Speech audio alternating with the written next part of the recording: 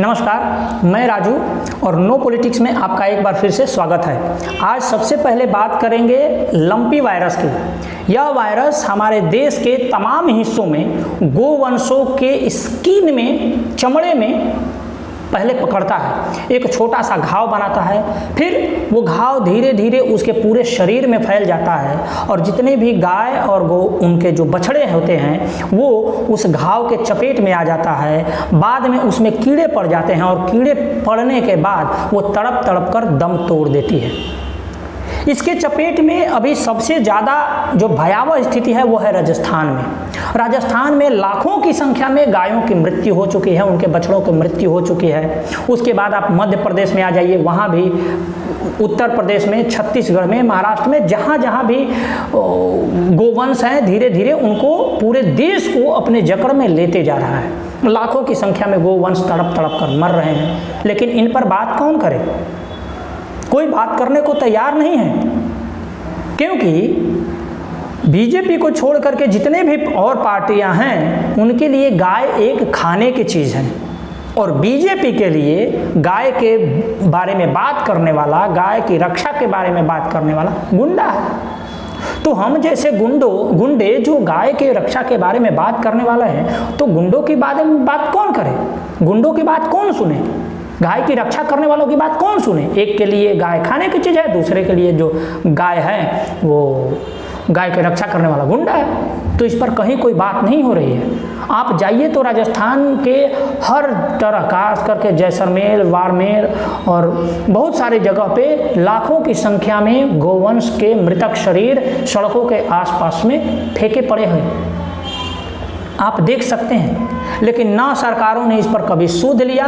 जो पिछले 4 सालों से यह रोग जो है व्यापक रूप से फैल रहा है, सरकार ने इस पर कोई सूद नहीं लिया। ना कोई वैक्सीनेशन के बारे में बात करता है, ना बचाने के लिए सीरियस बात किया जाता है। क्यों सीरियस बात नहीं किया जाता? क्योंकि जब गोवंश नहीं रहेंगे, दूध की मांग बहुत ज़्यादा बढ़ेगी, तभी तो बाहर से दूध आएगा, और बाहर से दूध आएगा तो इन्वेस्टमेंट आएगा, भारत सरकार को टैक्स मिलेंगे, और टैक्स मिलेंगे और यहाँ की जो जनता है वो मजबूरी में टैक्स दे करके, पैसे दे करके पैकेज जो दूध है या दूध का पाउडर है वो खरीद के खाएंगे।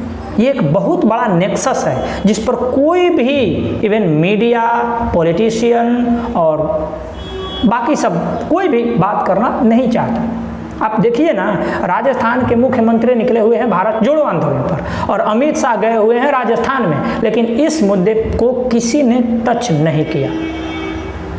अब बात किस पर हो रहा है? बात हो रहा है कि राहुल गांधी ने 22 रुपये लीटर आटा का भाव हो गया है, इस तरीके का बयान दे दिया। राहुल गांधी ने बर्बरी की टी शर्ट पहन ली, इस तरीके का बयान दे दिया।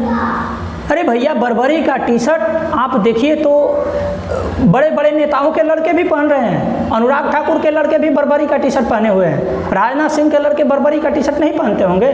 अमित शाह के लड़के जय शाह क्या पहनते होंगे? उस पर कोई बात नहीं करता। इस पर ये बात करने का मुद्दा नहीं है। जिसके पास पैसा है वो पहनेगा, नेताओं के पास पैसा है वो नेता पहन रहे हैं।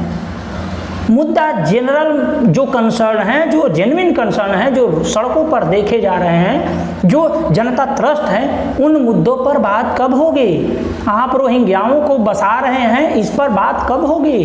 देश में गला काट आंदोलन चल रहा है, गले काटे जा रहे हैं, पकड़ पकड़ के लोगों को मॉब लिंचिंग किया जा रहा है, लव जिहाद चल रहा है एक पूरा सिस्टमैटिक तरीके से। इस पर बात कब होगी? जो गायें मर रही हैं उन पर बात कब होगी? CAA पर बात कब होगी? NRC पर बात कब होगी?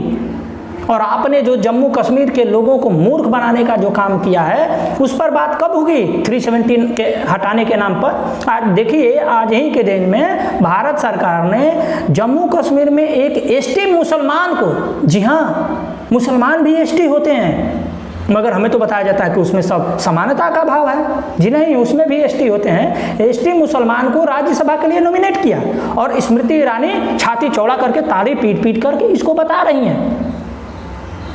वहाँ पे जिन कश्मीरी हिंदुओं पर नरसंहार हुए उनको किसी ने नॉमिनेट नहीं किया।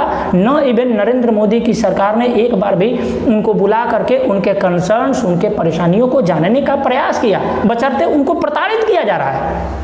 और फिर से एक बार अपने तृप्तिकरण के लिए उन्हीं लोगों को प्रश्रय देने का काम हो रहा है। ये मास्टर स्ट्रोक सरकार की तरफ से चला गया, और एक दूसरा मास्टर स्ट्रोक वहाँ की जुडिशियरी की तरफ से चला गया, जहाँ पर जम्मू कश्मीर की हाई कोर्ट ने कहा कि आज़ादी के नारे लगाने वाले और सेनाओं पर पत्थर फेंकने वाले जो लोग हैं वो देशद्रोही की श्रेणी में नहीं आते। जी हाँ, और मस्जिदों से और मदरसों से जो भड़काने वाले मौलाना है और मौलवी है उनको हाई कोर्ट ने जमानत दे दिया। तो ये भी मास्टर स्ट्रोक चलना है, सबको वोकिज्म दिखाना है, सेकुलर बनना है, और देश के लोगों को जो जेन्युइन परेशानियों से जूझ रहे हैं, जिनके गलों पर तलवारें लटकी हुई हैं, जिनको सरेआम मर्डर्स किए जा रहे हैं, उन पर कोई बात नहीं करता। जिनको वहाँ से मार काट करके भगाया गया उन पर कोई बात क्यों नहीं करता? ना ही विपक्ष और ना ही पक्ष, सारे इसमें मगन है कि भारत जोड़ो आंदोलन, राहुल गांधी का टी शर्ट, अनुराग ठाकुर के लड़के का टी शर्ट, राहुल गांधी ने 22 रुपये लीटर आटा का दाम बोल दिया, इस पर बहस हो रही है। लेकिन जो जेन्युइन कंसर्न्स है उन पर किसी का ध्यान नहीं जा रहा है, या ध्यान जाने नहीं दिया जा रहा है, क्योंकि मीडिया को ऐसे ही मसाला चाहिए जिससे उसको केवल तृप्तिकरण में जो सरकार डूबी हुई है उससे सरकारों को और सपोर्ट मिले, सरकारों के जो कुकृत्य हैं उनको न दिखाया जाए। क्योंकि इस आज़ाद देश के, तथाकथित आज़ाद देश के जो गुलाम लोग हैं उनको वही पसंद आता है जो मीडिया दिखाती है। हमने आज़ाद देश के गुलाम लोग बोले। क्यों आज़ाद देश के गुलाम लोग बोले? क्योंकि 8 तारीख को दिल्ली में राजपथ का नाम बदल करके कर्तव्य पथ किया गया, इसलिए क्योंकि कहा जाता है कि ये भारत के गुलामी का प्रतीक था। और उसी दिन ब्रिटेन की महारानी का डेथ हो जाता है। डेथ हो जाता है तो प्रधानमंत्री नरेंद्र मोदी जी उनके लिए शोक संदेश देते हैं ट्विटर पर।